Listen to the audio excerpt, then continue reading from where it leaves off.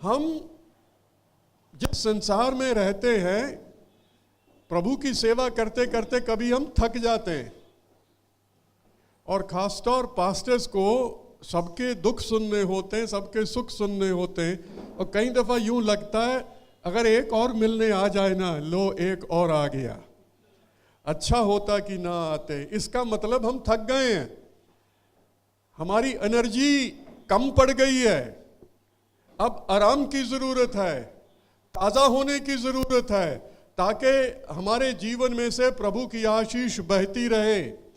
24 घंटे नहीं बह सकती, हमको अंदर डालना पड़ता है, फिर ही बाहर निकलेगा। एक कुएं में से अगर आप पानी निकालते रहेंगे, थोड़ी देर के बाद पानी समाप्त हो जाता है। प्रभु की आत्मा का पानी जो हम में है वो समाप्त नहीं होगा, लेकिन वो हम में से उमड़ता रहे, उसके लिए हमें कुछ करना पड़ेगा। यीशु मसीह भी जब लोग उनके सामने ढेर सारे आ जाते थे ना, कई दफ़ा छोड़ के उन्हें अकेले में निकल जाते थे बाप के साथ बात करने के लिए। चेलों से भी कई दफ़ा अलग हो जाते थे ताकि लोगों को दे सकें। इंग्लिश में कहते हैं बर्न आउट। हम अपने आप को थका हुआ और कहते हैं कहाँ काबू आ गया मैं, खुदा तूने मुझे क्यों चुन लिया, और कोई काम नहीं है, यही काम देना था मुझे क्या। इसका मतलब अभी हमें विश्राम की ज़रूरत है, ताज़ा होने की ज़रूरत है, और हर पासबान को इस ताजगी की ज़रूरत पड़ती है। हर एक मसीही को इस ताजगी की ज़रूरत पड़ती है। जिस संसार में हम रहते हैं, अनेक चुनौतियां हैं हमारे पास। भजन संहिता दाऊद ने लिखा था, ये दाऊद राजा था। अगर आप ये कहें कि आप बिजी हैं, तो दाऊद से ज़्यादा बिजी तो आप नहीं हो सकते। जिसको पूरे देश को चलाना है ना, अपने दुश्मनों का सामना करना है, प्रभु के साथ जीवन व्यतीत करना है, गरीब को रोटी मिले वो देखना है, समाज में न्याय हो उस बात को देखना है। तो ये सारी बातों को देखते समय दाऊद काफ़ी उसको चुनौतियां मिल जाती थी, और अपने आप को जब वो ताज़ा करना चाहता था ना, ये पद उसका एक प्रिय पद है। और मैं आपसे विनती करता हूँ, साल भर इसको दिमाग में रखना और इस पे सोचना। भजन संहिता 73 वर्सेस 25 एंड 26, 25 और 26वां पद बहुत सरल है लेकिन बहुत गहरा है। इसकी गहराई आप सारी जिंदगी लगाते रहें तो भी कम होगी। स्वर्ग में मेरा और कौन है, तेरे संग रहते हुए मैं पृथ्वी पर और कुछ नहीं चाहता। स्वर्ग में मेरा और कौन है, तेरे संग रहते हुए मैं पृथ्वी पर और कुछ नहीं चाहता। मेरे हृदय और मन दोनों तो हार गए हैं, परंतु परमेश्वर सर्वदा के लिए मेरा भाग और मेरे हृदय की चट्टान बना है। ये दाऊद के शब्द हैं हमारे लिए, उसके लिए, और सब समय के प्रभु के सेवकों के लिए, मसीहों के लिए। कहता स्वर्ग में मेरा और कौन है। ये बात हमें सरल लगती है, ये बात माननी हमारे को ज़्यादा मुश्किल नहीं लगेगी, क्योंकि हम मानते हैं परमेश्वर ने स्वर्ग और पृथ्वी की रचना की और वो हमारा सृष्टिकर्ता है। स्वर्ग का स्वामी वो है। प्रभु यीशु मसीह ने भी हमें प्रार्थना करनी जब सिखाई तो यही कहा था, हे हमारे स्वर्गीय पिता, है ना, हे हमारे पिता तू जो स्वर्ग में है। उसका मतलब ये नहीं कि स्वर्ग बहुत दूर है और हमारा स्वर्गीय पिता भी बहुत दूर है। दूरी का अर्थ नहीं है उसमें। उसका अर्थ ये है कि हमारा शारीरिक पिता भी होता है, संसारिक पिता होता है, जिसके माध्यम से हम इस संसार में आए, लेकिन हमारा एक स्वर्गीय पिता भी है। लेकिन पिता है, हम उसकी संतान है, उसके साथ हमारा संबंध है। और दाऊद इसी बात के ऊपर जोर डालता है, भजन का लिखने वाला भी, स्वर्ग में और कौन है, तू ही तो है सब कुछ मेरा वहां। एक दिन मैं भी तेरे पास आऊंगा, लेकिन फिर वो पृथ्वी की बात करता है, जिसके ऊपर हमें, मैं सोचता हूं, विशेष ध्यान देना चाहिए, क्योंकि पृथ्वी पर रहते हुए हमारा प्रेम बट जाता है, हमारी इच्छाएं भटकने लगती हैं, हमारे जीवन की दिशा इधर की उधर जाने लगती है, और परमेश्वर से ये दिशा जब हमारी हट जाती है फिर हम हताश और परेशान होने लगते हैं। दाऊद तभी इसी बात को यहां जोर दे के कहता है, और पृथ्वी पर क्या लिखा है यहां, तेरे संग रहते हुए, तेरे संग रहते हुए, परमेश्वर से अलग नहीं, परमेश्वर की संगति में जब वो जीवन व्यतीत करता है तो कहता है इस पृथ्वी पर रहते हुए पृथ्वी पर और कुछ नहीं चाहता। ये हम कह सकते हैं क्या, इस पृथ्वी पर रहते हुए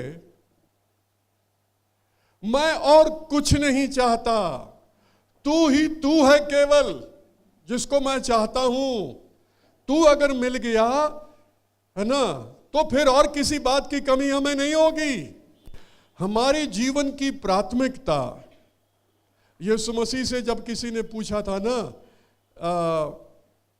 सबसे बड़ा हुक्म क्या है, क्या करना चाहिए हमें, तूने कहा था अपने परमेश्वर को अपने पूरे मन, अपनी पूरी शक्ति, अपने पूरे बल, अपनी पूरी बुद्धि से प्रेम कर, उससे मोहब्बत कर, और अपने पड़ोसी को अपने बराबर मोहब्बत कर। वही बात दाऊद यहां कहता है, मैं तुझे ही चाहता हूं, जिंदगी में रहते हुए मैं तुझे चाहता हूं। ये सिद्धांत है जीने का। ये पद जो है ना 25वां, हमारे जीवन की बुनियाद है। मेरी संगति तेरे साथ है, मैं तेरे साथ जीवन व्यतीत करना चाहता हूं ताकि मेरा चरित्र तेरे चरित्र के अनुकूल बन जाए। मूसा की कहानी देखते हैं थोड़ी देर के लिए। मूसा पहाड़ के ऊपर गया, परमेश्वर ने उसे 10 हुक्म दिए।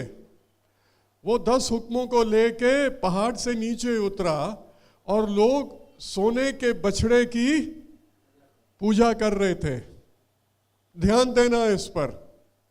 वो 10 हुक्मों को लेके पहाड़ से नीचे उतरता है, परमेश्वर से बात करके उसकी इच्छा को जानकर लोगों के पास आता है, और लोग सोने के बछड़े की पूजा करते हैं। उनके लिए ये नहीं था कि पृथ्वी पर सब कुछ मेरा तू ही है, पृथ्वी पर सब कुछ मेरा सोना है, उनके लिए चांदी है, धन संपत्ति है। और जब मूसा ने उनसे ये पूछा ना, ये तुमने क्या कर दिया, हारून से पूछता, ये तूने क्या किया, कहा मैंने कुछ नहीं किया, इन्होंने सोना दिया, मैंने भट्टी में डाल दिया, बछड़ा निकल आया। ऐसा झूठ भी बोल रहा है तू। एक तो गुनाह किया, गुनाह करने के बाद ऊपर से झूठ बोलता है कि ये बछड़ा अपने आप ही निकल आया था। ये संसार में हमारी सबसे बड़ी परीक्षा रहेगी मेरे भाइयों। मैं भी आप ही की बिरादरी का हूं, पासबान हूं, है ना। हमारे पास ज्यादा धन संपत्ति ना थी ना होगी, और धन संपत्ति के चक्कर में अगर हम पड़ गए तो फिर पृथ्वी पर धन संपत्ति खोजते फिरेंगे। रोटी कपड़ा मकान हमें चाहिए, औलाद को पालने के लिए संपत्ति हमें चाहिए, लेकिन सोना मेरा प्रभु नहीं है। पृथ्वी पर जिसकी मैं खोज करता हूं वो जीवित परमेश्वर है, जिसने मुझे बनाया, जिसने मुझे अपने स्वरूप पर रचा। मूसा हैरान हो जाता है, तब कहने लगता है लोगों को, उसको गुस्सा आता मूसा को। कलाम में लिखा है मूसा को गुस्सा आया। उसने जब मूल्यांकन किया कि लोग खुदा से भटक गए, दूर चले गए, उसकी राहें छोड़ दी, तो बुखला जाता है। वो लोगों को बुलाता है, पूछता हारून से, लोगों से पूछता तुमने क्या किया। फिर उनके सामने एक चुनौती रखता है, अब तुम चुन लो तुम किसके पीछे चलोगे। मूसा ने कहा था जो मेरे साथ हैं, परमेश्वर के साथ हैं, वो मेरी तरफ आ जाएं, और जो मेरे साथ नहीं है वो अलग हो जाएं, और जो अलग रह गए वो मर गए। लेकिन जो परमेश्वर के पीछे चले, जिन्होंने मूसा के साथ परमेश्वर की राहों पे चलने के लिए स्वीकार किया, उनको जीवन मिला। जीवन का स्रोत परमेश्वर है, उसकी राहों में जीवन है, उससे अलग जीवन है नहीं। फिर जब परमेश्वर का न्याय लोगों के ऊपर आया तो खुदा मूसा से बात करता है, कहे मेरी उपस्थिति तेरे साथ रहेगी, मेरी उपस्थिति तेरे साथ रहेगी। इस पे ध्यान दीजिएगा। यहीं दाऊद ये भी कहता है, पृथ्वी पर तेरे संग रहते हुए तेरी उपस्थिति, खुदा की उपस्थिति हमारे साथ रहेगी। इस पे हम विश्वास करते हैं। मैं आशा करता हूं खुदा हमारे साथ है। कभी लगता है कि वो दूर हो गया, जब हम परेशान होने लगते हैं वो दुआ नहीं सुन रहा, लेकिन उसने वायदा किया है मैं तुम्हें कभी नहीं छोड़ूंगा, कभी नहीं त्यागूंगा। वो इच्छा हमारी बनी रहनी चाहिए। खुदा की हुजूरी हमें महसूस होनी चाहिए। खुदा मेरे साथ है, उससे मैं अलग नहीं हूं। कई दफा होता है, खास तौर पे आप जब दुआ करने लगते हैं ना, तो लगता है कि हुजूरी भर गई, खुदा का रूह उतर आया इतनी जोर से कि इंसान बेबस होने लगता है, क्योंकि परमेश्वर अपनी आत्मा से हमें परिपूर्ण कर देता है। उसकी इच्छा हमें रहनी चाहिए, तेरी संगति, तेरी उपस्थिति। और खुदा मूसा को वायदा करता है मेरी उपस्थिति तेरे साथ जाएगी। मूसा, जो यीशु मसीह ने कहा मैं तुम्हें कभी नहीं छोड़ूंगा, और जो पौलुस इसके बारे में कहता है आत्मा से परिपूर्ण होते जाओ। वो हमारी इच्छा है क्या? आत्मा से परिपूर्ण होते जाओ, आत्मा से परिपूर्ण होते जाओ। शराब के मतवाले मत बनो जिससे लुचपन उत्पन्न होता है। शराब क्या करती है? हमें काबू कर लेती है। तभी करके पौलुस शराब का इस्तेमाल करता है और पाक रूह का। शराब हमें काबू कर लेती है, खुदा से अपनी बुद्धि भ्रष्ट कर देती है। शराब के मतवाले मत बनो, तुम्हें काबू कर लेगी, गुनाह में ले जाएगी। आत्मा के चलाए चलो। और एक जगह वो कहता आत्मा के चलाए चलोगे तो शरीर की अभिलाषाओं को पूरा नहीं करने पाओगे। खुदा की उपस्थिति मेरी अगुवाई करती है, अपनी खुदा इच्छा मुझ पे जाहिर कर देता है। पादरी साहब, भाइयों बहनों, परमेश्वर की उपस्थिति की इच्छा रखना। एक पादरी साहब थे जो संडे सर्विस के लिए इबादत का टाइम हो गया और जा नहीं रहे थे। सच बात है ये। संडे सर्विस शुरू होगी, कलीसिया ने गीत गाने शुरू कर दिए, पादरी साहब पहुंच ही नहीं रहे, तो लोगों ने कहा जाके देखो भाई, कभी लेट नहीं हुए तो आज क्यों लेट हो गए। तो चर्च के एल्डर लोग पादरी साहब के यहाँ पहुंच गए। कलीसिया के चर्च बिल्डिंग के पास में घर था उनका। जाके गए तो पादरी साहब वहां दुआ कर रहे थे, और दुआ ये कर रहे थे, हे परमेश्वर, अगर तू मेरे साथ नहीं जाएगा तो मैं यहां से नहीं जाऊंगा। मुझे अपनी उपस्थिति का एहसास दे, मुझे अपना कलाम दे। मैं तेरे लोगों के सामने खड़ा होके क्या बोलूंगा, है ना। हमें सरमन देने आते हैं और आप रटा हुआ सरमन दे सकते हैं। जो पुराना आपने कभी सुनाया उसको दोबारा सुना सकते हैं, कोई बुरा नहीं है। लेकिन क्या उसमें खुदा है?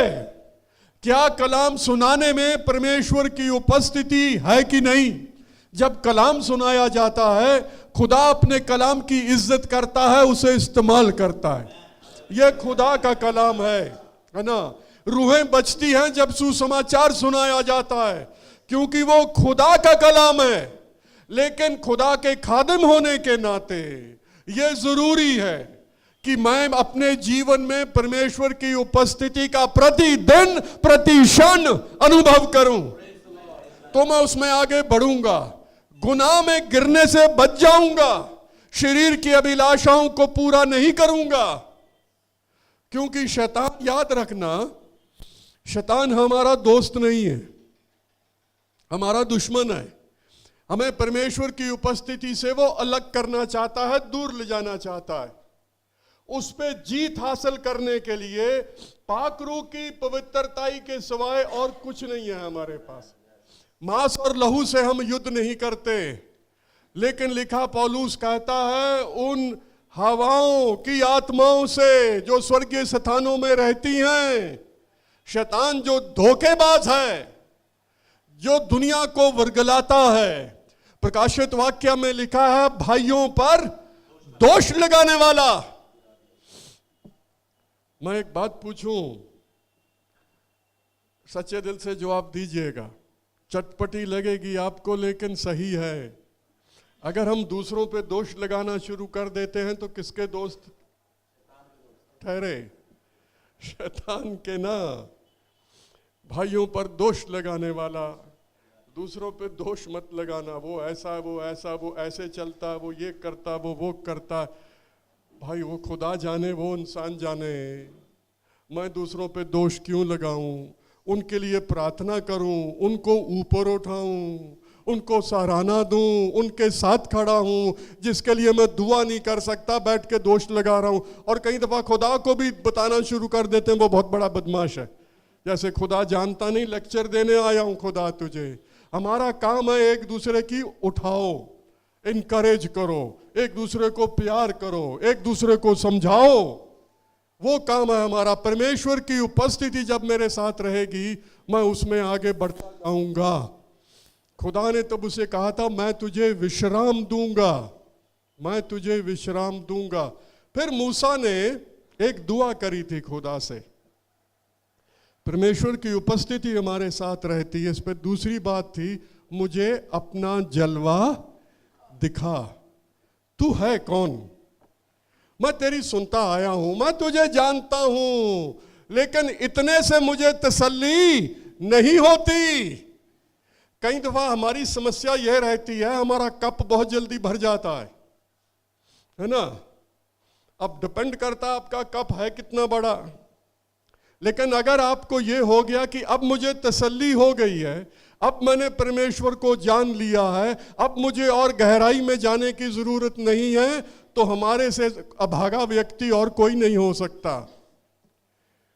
मेरा प्याला खुदा को कहना चाहिए बढ़ा, और जब वो बढ़ाएगा ना, तब हमें पता चलेगा मैं नहीं जानता उसे, अभी मुझे और बता।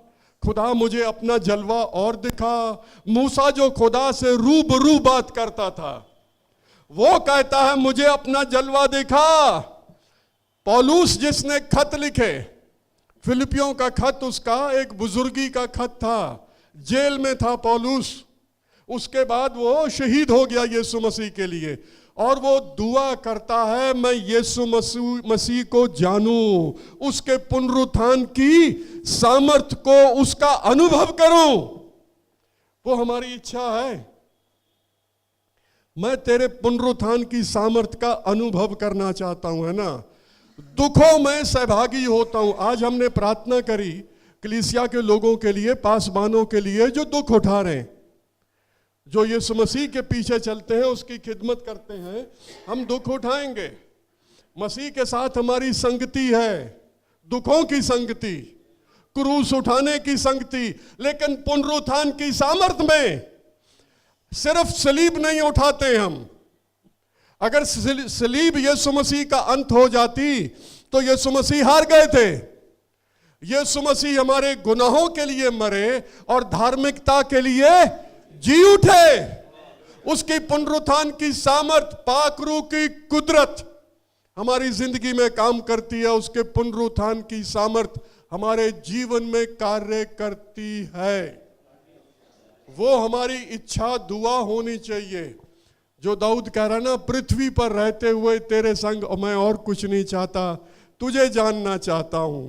राजा तो मैं बन गया, है ना, सत्ता मेरे पास आ गई। दाऊद ने गुनाह कर दिया था, कत्ल कर दिया था, व्यभिचार कर दिया था। सत्ता जो पावर होती है ना, दिमाग खराब कर देती है, याद रखना। अगर प्रभु के भय में होके आप अपनी सामर्थ का प्रयोग नहीं करोगे, अपने आप को बर्बाद कर लोगे। पावर बिना यीशु मसीह की सलीब के आपको बर्बाद करेगी। पावर अच्छी चीज नहीं है अगर यीशु मसीह के अलग उसे इस्तेमाल करोगे। हम कई दफा आदमी लोग बहनें कम हैं यहाँ, आदमी लोग अपनी बीवियों के सामने ज्यादा पावर दिखाने की कोशिश करते हैं ना, कि नहीं। एक की शादी होने वाली थी, उसको गजब सलाह दी गई। कहता जब तेरी शादी होगी ना, जाते ही बीवी पे बरस पड़ना, पहले दिन से ही उसे डरा देना, तो जान जाएगी मेरा आदमी बड़ा जोरावर है ना। वो जोरावर बनने के चक्कर में आप अपने घर का प्रेम बर्बाद कर रहे हो, पावर दिखाने के चक्कर में, है ना।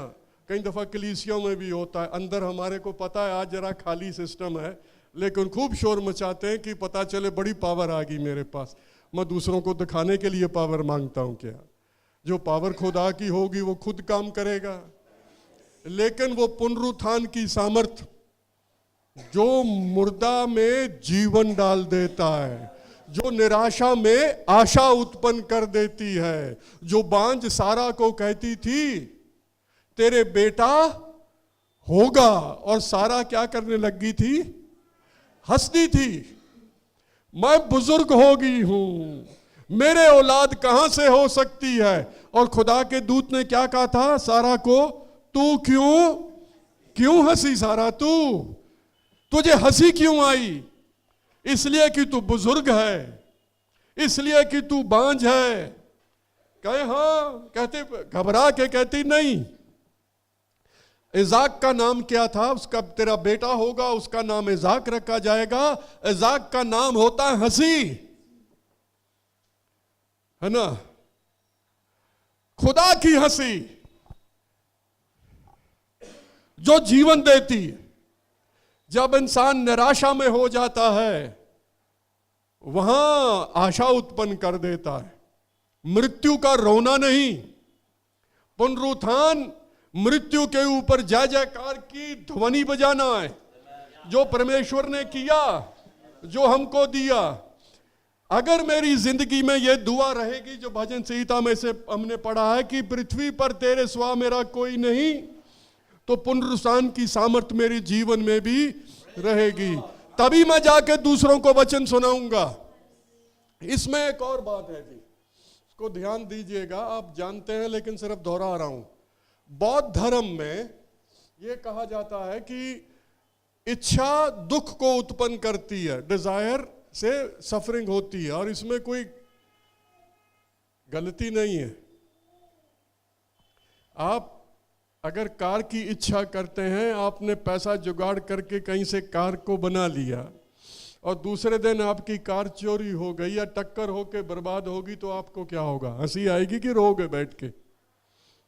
दुख होगा ना, कि अच्छी कार की इच्छा करी थी, एक कार का जुगाड़ भी कर लिया, मेरी कार बर्बाद हो गई। तो इच्छा हमको दुख पैदा कर देती है। फिर गौतम बुद्ध ने एक और बात कही थी कि इस दुनिया में सारी बातें टेम्परेरी होती हैं, क्षण भर की होती हैं। 70-80 साल जिएंगे, आप मर जाएंगे।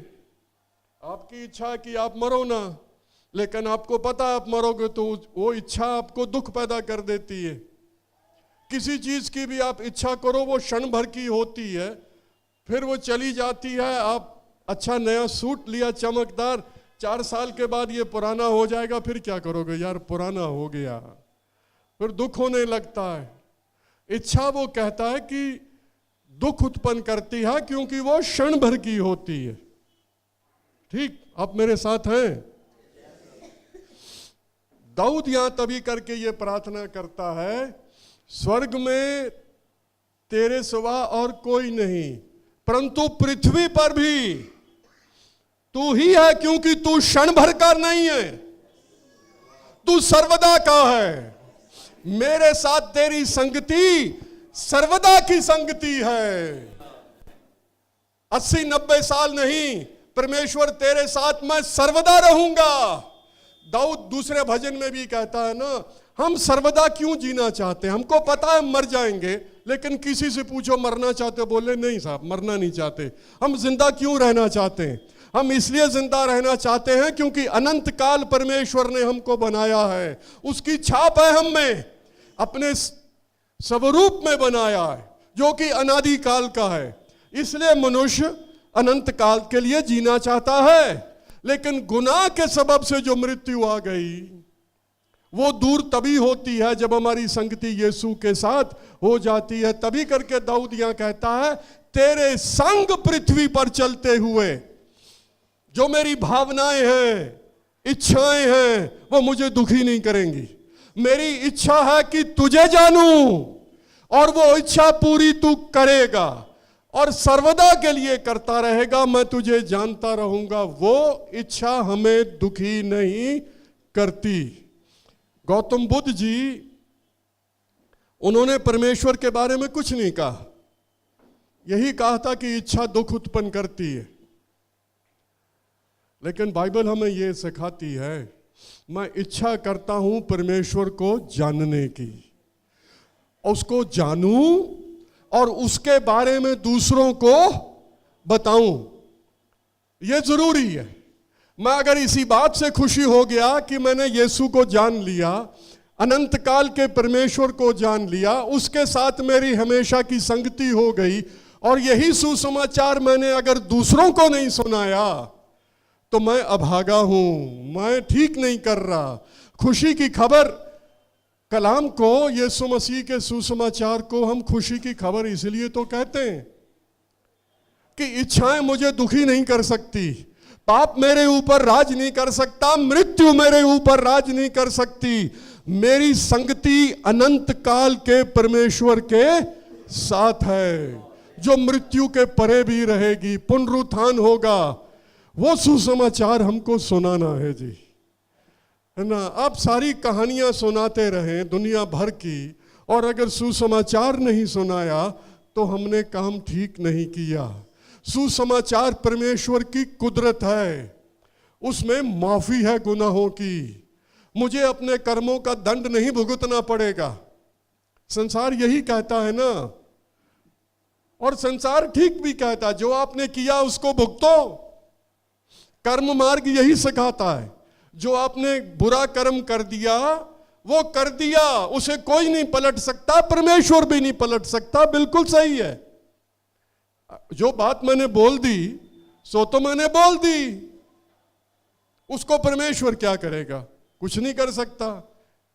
लेकिन एक काम वो कर सकता है जो उसने किया, मेरे कर्मों का बोझ, कर्मों का दंड अपने ऊपर उठा लिया और मुझे स्वतंत्र कर दिया, उस कर्मों के बोझ से मुझे अलग कर दिया। यह सुसमाचार सुनाना हमारा कर्तव्य है। अगर मैं यीशु मसीह के सुसमाचार को नहीं सुनाता,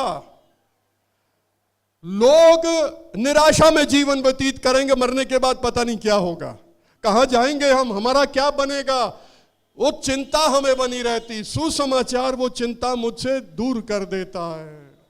सुसमाचार मेरा मेल यीशु के द्वारा परमेश्वर से करा देता है, और उसका आत्मा मुझे सामर्थ्य देता है कि मैं उसकी सुसमाचार की गवाही दे सकूं।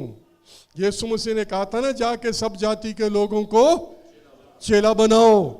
हमको चेला बनाया बुलाहट के द्वारा, अपने अनुग्रह के द्वारा, और कहता है स्वर्ग और पृथ्वी की सारी सामर्थ्य मुझे दी गई, इसलिए तुम सब जाति के लोगों को जाके चेला बनाओ, और देखो मैं हमेशा तुम्हारे साथ हूं।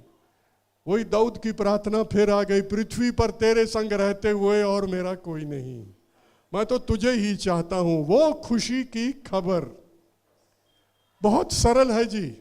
खुशी की खबर इतनी सरल है, आप किसी को भी समझा सकते हो।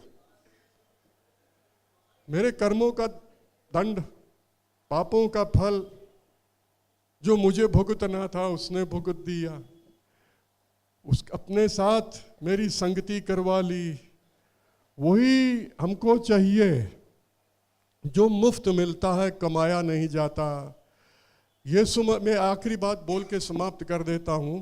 जब हम उसके साथ उसकी संगति में रहते हैं, याद रखना हम उसकी संगति में रहते हैं, उससे अलग नहीं। जो संसार के गुरु होते हैं ना, वो ये करते हैं, आपको चेला बनाया, चेला बना के आपको ज्ञान दे दिया, ज्ञान दे के आपको छोड़ देते हैं, जाके अब जाओ। यीशु ऐसा हमारे साथ नहीं करता, उसकी संगति में हम हमेशा रहते हैं और अपनी संगति में वो हमें अपने समान बदलता रहता है। हम एक आपसी संगति में भी रहते हैं, संगति से हम कभी अलग नहीं होते, हम उसकी देह के अंग बन जाते हैं और दूसरों को सुसमाचार सुनाते हैं कि वो भी उस देह का अंग बने। उसकी संगति में हम सर्वदा रहते हैं, उसकी इबादत करते हैं। जो यीशु ने कहा था ना, जरूर है कि उसकी भक्ति करने वाले आत्मा और सच्चाई जरूरी है सुसमाचार की। यह भी सत्य है कि मैं भटका हुआ हूं, दूर चला गया सत्य मार्ग से, लेकिन यह भी सत्य है कि वो मेरे लिए खुद कुर्बान हो गया ताकि मेरा मेल उससे करवा दे। और यह भी सत्य है कि मैं भक्ति के लिए बना हूं, लेकिन यह भी सत्य है कि मैं दूसरे सोने चांदी और बाकी सब चीजों की भक्ति करने लग पड़ता हूं, उसे भूल जाता हूं। तभी करके आत्मा मुझे सामर्थ्य देता है कि उसकी भक्ति मैं सत्य से कर सकूं। दाऊद वही कर रहा है 25वें पद में, स्वर्ग में तेरे सिवा मेरा और कोई नहीं, पृथ्वी पर तेरे संग रहते हुए मैं और किसी चीज को नहीं चाहता। परमेश्वर करे ये हमारी इच्छा हो।